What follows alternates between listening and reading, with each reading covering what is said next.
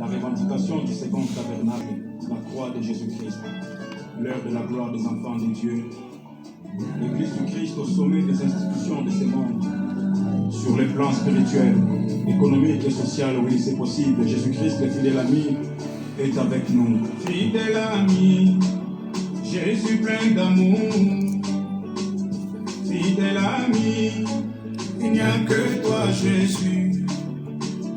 Fidèle ami, Jésus plein d'amour, fidèle ami, il n'y a que toi Jésus. Fidèle ami, oh fidèle ami, Jésus plein d'amour, alléluia, c'est toi mon bouclier, ma haute retraite, Jésus plein d'amour, alléluia, quand le monde m'a abandonné, quand je n'ai plus personne, Jésus plein d'amour, alléluia, dans les détresses, dans la maladie, Jésus plein d'amour, alléluia, dans tout. Merci, que le Seigneur nous bénisse tous, alors que nous nous retrouvons dans sa présence au travers de cette vidéo, au travers de ces moments.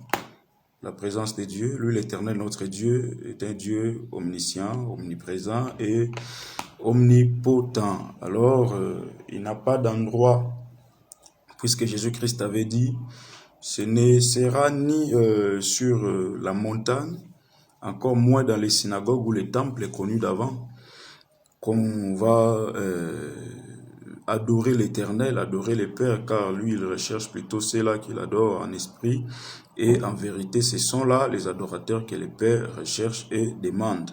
Adorer le Père en esprit et en vérité, c'est dans nos cœurs et c'est là, peu importe l'endroit que nous puissions nous retrouver, nous pouvons adorer l'Éternel notre Dieu et c'est, comment dirais-je, ça devient des endroits aussi valables pour l'Éternel de nous visiter, de nous toucher, tels que ces moments à nous tous en ligne maintenant. Toute personne qui va suivre cette vidéo, considère-toi déjà dans la présence de Dieu pour recevoir les ainsi dit l'Éternel, les orientations de l'Éternel, ainsi qu'une bénédiction particulière que l'Éternel a préparée pour toi en la journée ou la nuit ou la soirée ou disons un jour, au jour d'aujourd'hui. Soyons bénis. Je suis beaucoup plus aujourd'hui par ces directs pour pouvoir parler du programme que nous allons commencer demain, mercredi 29 mars. Un grand programme de jeûne et prière avec tous les serviteurs et servantes de Dieu de l'Église Vocation Céleste de partout dans les nations où l'Éternel a permis que ces églises soient déjà implantées. Alors le programme ne concerne pas seulement les serviteurs de Dieu, tout enfant de Dieu aussi, pourquoi pas aussi les serviteurs de Dieu d'ailleurs, pourquoi pas aussi que nous tous nous puissions participer en cela. Donc raison pour laquelle pour y participer, il faut nous envoyer vos coordonnées ou bien votre adresse, disons vos coordonnées au travers de nos numéros qui va permettre en sorte que nous puissions vous mettre en ligne avec nous et vous serez avec nous en direct de l'église Vocation Céleste pendant ces 3 jours que nous serons en jeûne et prière par les numéros plus 33 ou 0033 7 78 04 62 72 0033 7 78 04 62 72. C'est là le numéro auquel vous pouvez nous contacter afin que nous puissions savoir que nous serons aussi ensemble avec vous, d'où que vous soyez, même si c'est dans les villages, le même esprit de l'Éternel qui prend contrôle de toute la surface de la terre va nous rassembler devant les trônes du Père. Soyez bénis, c'est l'apôtre Sikatenda Iyad Jacques, par la grâce du Seigneur Jésus-Christ, établi pour la gloire de l'Église. établi pour une vision très précise, celle de rendre l'Église du Christ, d'amener l'Église du Christ à expérimenter sa place en ces temps de la fin comme une institution puissante au-dessus des institutions de ce monde sur les plans spirituel, économique et social. Voilà, c'est là la grande vision que le Seigneur Jésus-Christ m'a donnée depuis la date du 15 octobre 2015, alors que j'étais dans sa présence. Alors aujourd'hui, j'aimerais d'abord exhorter pendant quelques minutes, afin que nous ayons une idée, nous ayons déjà un aperçu de la grâce qui nous attend pendant ces 3 jours de jeûne et prière, mercredi 29, jeudi 30 et vendredi 31 dans la présence de Dieu. Je vais parler d'un point très fort, très puissant sur la prière. Nous connaissons nous tous les vertus de la prière. La prière sauve, protège, bénit. La prière donne la victoire. La prière nous amène à expérimenter la puissance de Dieu. Par la prière, on est loin par la prière. Mais j'aimerais relever un point aussi très important, dire au peuple de Dieu, qu'au-delà de tout, il y a aussi une grande bénédiction qui nous est révélée par la prière. Cette bénédiction s'appelle les desseins de l'Éternel. Par la prière, les desseins de l'Éternel nous sont révélés et les desseins de l'Éternel s'accomplissent dans nos vies. La prière nous introduit dans les desseins de l'Éternel, dans les plans merveilleux de l'Éternel. Je vais lire rapidement dans le livre des Actes des Apôtres, parce qu'on n'est pas là aujourd'hui pour plus de temps. Et c'est pour cette petite exhortation, afin que nous sachions ce que Dieu attend faire avec nous pendant ces 3 jours de jeûne et prière. Actes chapitre 2, je vais lire du verset 40 au verset 42, la Bible dit: et par plusieurs autres paroles, il les conjurait et les exhortait, disant: sauvez-vous de cette génération perverse. Ceux qui acceptèrent sa parole furent baptisés, et en ce jour-là, le nombre des disciples s'augmenta d'environ 3000 âmes. Ils persévéraient dans l'enseignement des apôtres, dans la communion fraternelle, dans la fraction du pain et dans les prières. La crainte s'emparait de chacun, et il se faisait beaucoup de prodiges et de miracles par les mains des apôtres.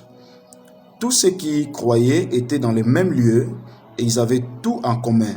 Ils vendaient leurs propriétés et leurs biens et ils en partageaient les produits entre tous selon les besoins de chacun. Verset 46. Ils étaient chaque jour tous ensemble, assidus au temple. Ils rompaient les pains dans les maisons et prenaient leur nourriture avec joie et simplicité des cœurs. Dans ce passage, la Bible dit: après la grâce, la manifestation de la grâce de Dieu qui s'était démontrée le jour de la Pentecôte, qui amena au salut plusieurs âmes, 3000 âmes environ, la Bible dit: tous ces gens, tous ces hommes qui étaient venus de partout, qui se retrouvèrent en Jérusalem et qui ont expérimenté cette grâce de Dieu, après s'être baptisés, il est écrit: aucun d'eux n'était rentré chez lui. Nous voyons une persévérance et une assiduité dans la présence de Dieu dès lors qu'ils avaient donné leur vie au Seigneur Jésus-Christ. Parce que nous connaissons nous tous l'histoire que ce jour-là, il n'y avait pas que des Israélites en Jérusalem. Il y avait des gens de toutes tribus, de toutes langues, des gens qui étaient venus de partout. Mais la Bible dit: nous les voyons tous rester sur place, persévérant dans la communion fraternelle, dans les enseignements des apôtres, dans la fraction du pain et dans les prières. Et pourquoi cette persévérance, pourquoi cette demeure ensemble, et qu'est-ce que cela avait produit dans leur vie? La demeure dans la présence de Dieu, une fois après que ces derniers avaient reçu Christ comme Seigneur et Sauveur, avait permis en sorte que l'Éternel commence maintenant à changer les statuts de tout un chacun d'eux. Parce que, assurément, de parmi ces 3000 ces jours-là, il y avait des pécheurs, des voleurs, des bandits, des femmes qui menaient des vies pécheresses. Il y avait des personnes de toutes sortes de mauvaises vies sur la terre. Et la Bible dit, une fois dans la présence de Dieu, c'est là maintenant que l'Éternel, par sa grâce, dans la persévérance qu'ils avaient dans les enseignements des apôtres, pouvait commencer à révéler cependant ses plans merveilleux. Et c'est de là que nous voyons les changements et transformations radicales des vies. C'est là que nous allons constater comment les bandits deviennent des serviteurs de Dieu, des pécheresses d'avant reconnues deviennent des servantes de Dieu, comment des personnes de mauvaise vie sont transformées et sont devenues des instruments de Dieu. Parce que par la prière, l'Éternel révèle la vraie identité. Aucun homme, aucun être humain n'est envoyé sur la terre pour vivre sous cette identité que lui a imposé le diable. Tu n'as pas été destiné pour être un voleur, pour être bandit ou pour vivre sous les statuts auxquels tu vis maintenant. Tu as un destin qui a été préparé pour toi depuis avant la fondation du monde dans les plans merveilleux du Dieu vivant. Il savait que dans sa création, tu seras là et tu as un destin merveilleux, n'est-ce pas? Il est écrit dans le livre de Jérémie, « Je connais les projets que j'ai formés pour vous ». Mais qu'est-ce qui arrive que l'homme se retrouve à vivre dans le destin qui, n'est pas qui ne lui était pas destiné? C'est le péché. Et lorsque nous revenons à Dieu, par la grâce, en saisissant la grâce de tout est accompli, par Jésus-Christ sur la croix. Lorsque nous saisissons cette grâce et nous demeurons dans cette grâce, l'Éternel commence maintenant à révéler l'identité de tout un chacun de ses enfants. Voilà pourquoi je peux déjà commencer à t'annoncer au nom de Jésus-Christ que par la vie de prière, ta vie de prière que tu prendras en cette année 2023, l'Éternel révélera ta vraie identité. Ton identité n'est pas celle d'une personne maladive, n'est pas celle d'une personne souffrante, pauvre, malheureuse, d'une personne qui ne fait que pleurer toute sa vie, d'une personne qui ne fait qu'enterrer des enfants, enterrer des frères et des sœurs. Ton identité n'est pas de cette femme pécheresse que tu es devenue, de cet homme alcoolique, de cet homme méprisable. Non, non, non, non, non, non, tu as une identité céleste, tu as une identité que l'Éternel a préparée pour toi. Et c'est dans la demeure, dans la présence de Dieu, dans la vie des prières, que l'Éternel arrive maintenant à nous révéler ses desseins. C'est ça que j'appelle les desseins de l'Éternel, les glorieux desseins de l'Éternel. Alléluia. Que la gloire soit rendue au Seigneur Jésus-Christ. Et nous allons voir aussi la vie de prière n'est pas, comment je peux dire, n'est pas que dans les moments où on a besoin que Dieu fasse quelque chose dans nos vies ou bien qu'il révèle un bienfait, un miracle dans nos vies. La vie de prière est le quotidien de tout enfant de Dieu, que tu sois fort, faible. La vie de prière n'est pas que pour les faibles. Pour que le fort reste et demeure fort, il a besoin de demeurer dans la présence de Dieu. Il est écrit dans plusieurs passages bibliques dans le livre de Marc, chapitre 1, versets 31 à 39, le livre de Luc, chapitre 5, versets 15 à 16, le livre de Matthieu, chapitre 14, versets 22 à 30. Jésus-Christ, notre Seigneur lui-même, à chaque fois qu'il finissait d'accomplir des miracles, de guérir les malades, de sauver les pécheurs, de ressusciter les morts, la Bible dit il s'est retiré pour prier. Le Seigneur ne s'est jamais dit, je guéris déjà les malades, je ressuscite déjà les morts, alors à quoi me servira encore la prière? À chaque fois qu'il finissait. Que le diable ne te trompe pas. Que voilà, j'ai déjà le travail, j'ai déjà les mariages, j'ai déjà un ministère qui est déjà grand. À quoi je vais encore prier, à quoi je vais encore chercher la face de Dieu. Que le diable ne te trompe pas. Si tu lis ces passages que je viens de dire, tu trouveras Christ Jésus, après avoir accompli des miracles, dans la présence de Dieu. Et il y a un passage très clé, très important, c'est celui de Matthieu 14, 22 à 30. Là, la Bible dit, après que Christ avait fini de renvoyer la foule de gens qui étaient venus suivre la parole dans les déserts, après les avoir renvoyés, il est écrit, le Seigneur se retira dans le désert pour prier et il dit à ses disciples, vous pouvez déjà me dévancer. Prenez déjà la barque et partez. Mais lorsqu'il renvoyait ses disciples en disant, vous pouvez déjà me dévancer, mais c'était pour que lui, il arrive. Comment il allait faire pour pouvoir regagner les disciples de l'autre bord? Et la Bible dit, il est resté prier jusqu'au milieu de la nuit. Il a prié jusqu'à une heure très avancée, de telle sorte que il était carrément impossible de pouvoir regagner ou rejoindre les disciples. Et la Bible dit, en ce moment-là, les disciples étaient déjà très loin dans l'eau, en train de naviguer. Et la Bible dit, voici le Seigneur des Seigneurs, le Roi des Rois, Jésus-Christ, qui se lève et qui entre dans comment je peux appeler cela? Il entre dans une manifestation de puissance qui n'avait jamais été vue. Voici le Seigneur, comme il avait fait avec Josué, avec les disciples, les sacrificateurs qui avaient l'arche sur l'épaule. La Bible dit, voici le Seigneur qui s'est mis de marcher sur les eaux. Qu'est-ce que je peux dire à toi, enfant de Dieu qui me suit en ce moment? Le Seigneur est resté prier toute la nuit, sans s'inquiéter du fait que comment moi je vais faire quand je finirai de prier, parce que voici les autres qui sont déjà avancés. Ils sont déjà loin, ils avancent déjà. Il ne s'est pas inquiété de cela. Parce que l'homme de la prière n'est jamais en retard.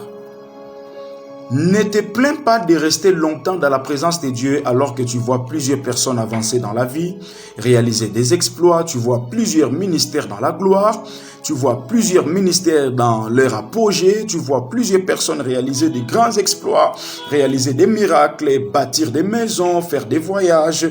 Ne te sens et ne te vois jamais dans les retards, car c'est lui qui prie.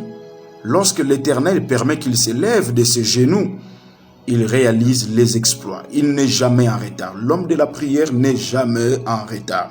Si tu prends du temps pour prier, tu ne seras jamais en retard. Quoique le monde puisse avoir aujourd'hui une sorte d'avance technologique et aussi, je ne sais pas, sur tous les plans tellement rapides, mais l'homme de la prière, comme Jésus-Christ est venu en retard après que les disciples étaient déjà loin, il s'est mis à marcher sur les eaux. Toi aussi, tu vivras cette grâce. Tu vivras la manifestation de cette grâce dans ta vie au nom de Jésus-Christ. Reçois cette grâce. Alors que tu demeures dans la présence de Dieu, je te déclare que ta vie ne restera pas en retard. Toi qui se sentais en retard alors que les personnes de même âge, de même génération que toi ont déjà pu réaliser les exploits, les miracles, reçois la grâce du Seigneur, demeure dans sa présence et je t'annonce qu'en cette année, tu te lèveras, tu avanceras. Et vous savez, lorsque le Seigneur arriva là où étaient les disciples, tous étaient étonnés du fait que comment tu as fait pour nous rattraper. Ça, c'est la gloire qui se manifeste dans la vie de celui qui prie. Ta part des exploits, ta part des réalisations va étonner le monde, va étonner les gens, même ceux-là qui ont déjà commencé dans ces domaines, qui ont déjà de l'expérience. Quand toi tu viendras, puisque toi tu es soutenu par une puissance d'en haut au travers de ta vie de prière, ça t'amènera de le faire étonner. Et laisse que cela soit ton partage au nom puissant de Jésus-Christ, Dieu de Sikatenda. Je vais encore lire un autre passage. Le livre de Luc chapitre 7, versets 29 à 30.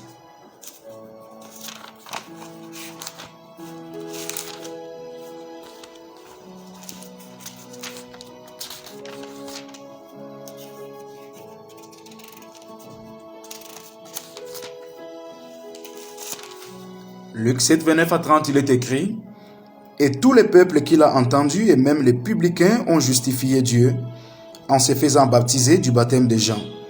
Mais les pharisiens et le docteur de la loi, en ne se faisant pas baptiser par lui, ont rendu nul à leur égard les desseins de Dieu. » Jésus dit, il parle de Jean-Baptiste, il dit « Tous les publicains, après l'avoir entendu, même les publicains, les pharisiens et certains, ils ont justifié Dieu en se faisant baptiser du baptême de Jean.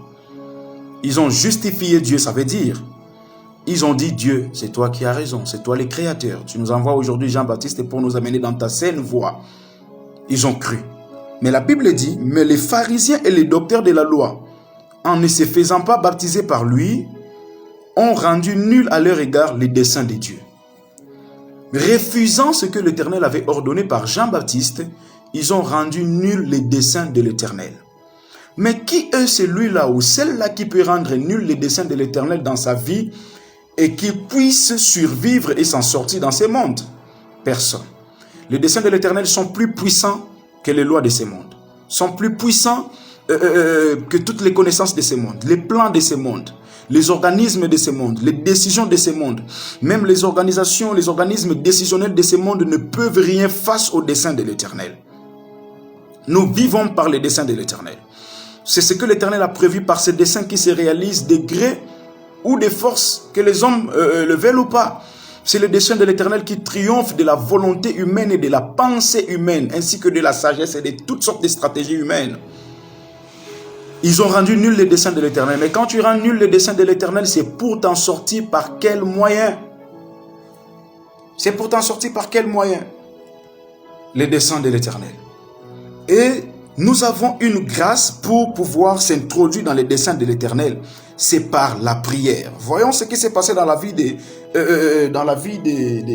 l'apôtre Paul, qui autrefois était Saül. Cet homme était un tueur, mais il avait un dessein de l'Éternel sur lui, qu'il allait devenir un homme puissant, envoyé et serviteur du Dieu vivant. Mais comment cela s'est passé? Lorsque Saül a rencontré la puissance de Jésus-Christ sur le chemin de Damas, il est écrit, il s'est engagé à la prière dans les livres des Actes chapitre 9, versets 11 à 15. Nous connaissons l'histoire, comment Saül est resté dans la prière et l'Éternel a envoyé, nous allons les lire,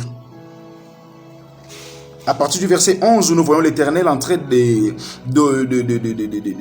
recommander à son apôtre, à son serviteur. Le Seigneur lui dit, à Ananias, or il y avait dans la ville à Damas un disciple nommé Ananias. Le verset 10, le Seigneur lui dit dans une vision, Ananias. Il répondit, mais voici Seigneur. Et le Seigneur lui dit, lève-toi, va dans la rue qu'on appelle la droite, et cherche dans la maison de Judas un nommé Saül de Tarse, car il prie. Et il a vu en vision un homme du nom d'Ananias qui entrait et qui lui imposait les mains afin qu'il recouvrât la vue. Ananias répondit, Seigneur, j'ai appris de plusieurs personnes tout le mal que cet homme a fait à tes saints dans Jérusalem. Et il a ici des pouvoirs de la part des principaux sacrificateurs pour lier tous ceux qui invoquent ton nom. Jésus dit à Ananias, son serviteur, va dans tel endroit, tu trouveras mon serviteur dans la rue qu'on appelle la droite. Tu trouveras mon serviteur dans la maison de Judas, un nommé Saül de Tarse, car il prie. Qu'est-ce qu'il faisait? Il prie. Voilà comment l'Éternel entraîne maintenant la révélation de ses vrais desseins dans la vie de Saül. La Bible dit, il prie. Toi qui pries et qui prieras en cette année 2023, l'Éternel t'introduira dans ses desseins. Et ces desseins sont glorieux. Et c'est là que commencera les saisons de la gloire de Dieu dans ta vie. Les moments de l'ascension dans la gloire dans ta vie. Il est écrit, il prie et il a vu en vision un homme du nom d'Ananias que tu es, qui entrait et qui lui imposait les mains afin qu'il recouvra la vue. Ananias répondit, écoutons la réponse d'Ananias. Ananias dit, ah Seigneur, mais cet homme je le connais. J'ai appris de plusieurs personnes tout le mal que cet homme a fait à tes saints dans Jérusalem. Parce que Ananias ignorait qu'en ce moment que Dieu lui parlait, Saül était en train de prier. Et puisqu'il était en train de prier, son identité était également en train de changer. Puisqu'il priait, son identité était en train de devenir une autre. Il ne savait pas que Saül priait en ce moment-là. Celui qui prie, le monde peut toujours garder de lui une image d'une personne pécheresse, d'une mauvaise personne, ne sachant pas qu'en ce moment-là, l'Éternel est en train de changer son histoire. L'Éternel est en train de changer son image, de changer son identité. Il a commencé à dire à Dieu, mais qu'est-ce que Dieu ne pouvait connaître? Et il dit, Seigneur, n'est-ce pas, j'ai appris de lui tout le mal qu'il a fait et il a ici le droit même de détruire, de tuer toute personne qui cite ton nom. Écoute la réponse du Seigneur, mais le Seigneur lui répondit dans le verset 15. Va, car cet homme est un instrument que j'ai choisi. Alléluia. Cet homme est un instrument que j'ai choisi. Je vois des hommes et des femmes devenir des instruments que l'Éternel a choisis pour la transformation de leur vie, de leur famille, de leur patrie, de leur nation, de leur peuple, de leur société. Au nom de Jésus-Christ, sois un instrument de l'Éternel pour ta famille, pour ta nation, pour ton pays, pour ta société, pour ton alentour, pour ton entourage, tes amis. Sois un instrument de l'Éternel. Et je te dis, je t'annonce que cela est possible, peu importe, celui que tu pouvais être auparavant. Engage-toi dans la prière. Engage-toi dans la prière, tu deviendras un instrument de l'Éternel. Dieu lui dit, voici c'est un instrument que j'ai choisi pour porter mon nom devant les nations, devant les rois et devant les fils d'Israël. Quelle gloire! Quelle gloire! Quelle gloire! C'est un instrument que j'ai choisi pour porter mon nom devant les nations, devant les rois et devant les fils d'Israël. Car il prie, Ananias ne savait pas. Toi qui pries, le monde qui ne sait pas là où tu te retrouves, il peut toujours garder de toi cette image d'avant. Mais lorsque l'Éternel commencera à manifester dans ta vie, c'est lui qu'il t'a déjà rendu, un instrument du Dieu vivant, pour leur bénédiction, pour leur gloire. Je t'assure qu'en ce moment-là, puisque tu porteras le nom de l'Éternel, les genoux fléchiront et les langues confesseront Jésus-Christ comme Seigneur dans ta vie, comme Seigneur dans ta vie et Sauveur à leur égard au travers de toi. Au nom de Jésus-Christ, tu reçois cette grâce alors que tu dis Amen à l'endroit où tu te retrouves et tu partages cette vidéo au nom de Jésus-Christ. Voilà la puissance des desseins de l'Éternel. Les mêmes saluts dans le livre de Actes chapitre 13, verset 1 jusqu'au verset 2, 3, 4, la Bible dit, alors qu'ils étaient en train de prier, le Saint-Esprit dit, mettez-moi à part Paul et Barnabas pour l'œuvre à laquelle je les ai appelés. Les desseins de l'Éternel ont été révélés dans sa vie et il a été introduit dans ces desseins de l'Éternel toujours par la prière. Alors qu'ils étaient en train de prier, le Saint-Esprit dit, il y a beaucoup de choses que tu entendras et tu comprendras de Dieu que lorsque tu prieras. Tu peux recevoir des prophéties, mais tu ne les comprendras pas si tu n'es pas toi-même sensible à la voix du Saint-Esprit. Tu peux entendre la parole de Dieu, mais tu ne peux pas la comprendre dans sa profondeur. Si tu n'es pas à la portée de la puissance du Saint-Esprit, par sa visitation lors des moments de prière. Alors qu'ils étaient en train de prier, le Saint-Esprit dit, mettez-moi à part Paul et Barnabas. Pour l'œuvre à laquelle? Par la prière, Dieu te mettra à part.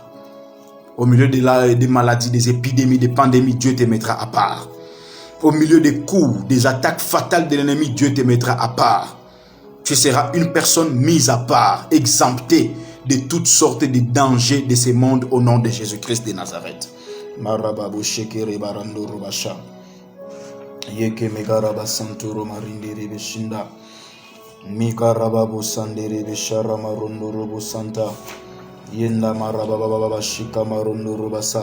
Commence à bénir Dieu avec moi.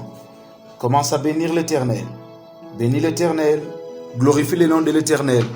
Yondo shamari karabasante berama shandere beraba rababa marababo shika marandere besante berama shika yoko robo shinde berama rababa sanda rababa yondo shamari karababa santerebe.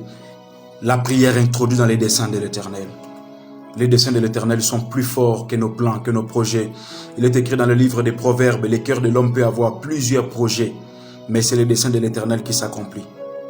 Le cœur de l'Éternel peut avoir plusieurs, le cœur de l'homme plutôt, le cœur de l'homme peut avoir plusieurs projets, mais c'est le dessein de l'Éternel.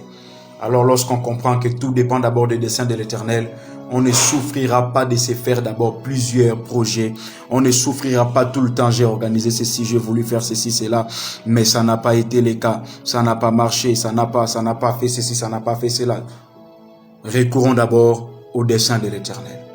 Soyez bénis, saisissez cette grâce. Voilà pourquoi à partir de demain, écrivez-nous par ces numéros que j'ai donnés, ou bien entrez juste dans la page, cliquez sur le bouton WhatsApp, et vous allez, ça va vous diriger vers nous, afin que nous puissions vous orienter comment ça va se passer, ou directement écrivez-nous sur plus 33 7 78 04 62 72.